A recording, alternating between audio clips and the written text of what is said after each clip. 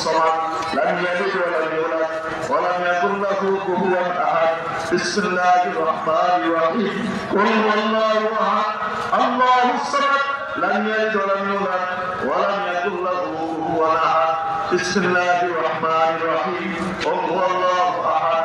الله الصمد لم يلد ولم يولد ولم يكن له كفوا احد بسم الله الرحمن الرحيم قل هو الله احد الله الصمد لم يلد ولم يولد ولم يكن له كفوا احد এবার দেহটা পড়ে থাকবে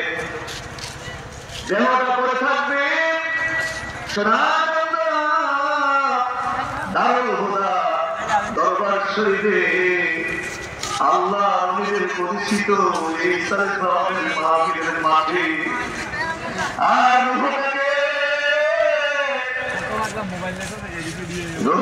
একটা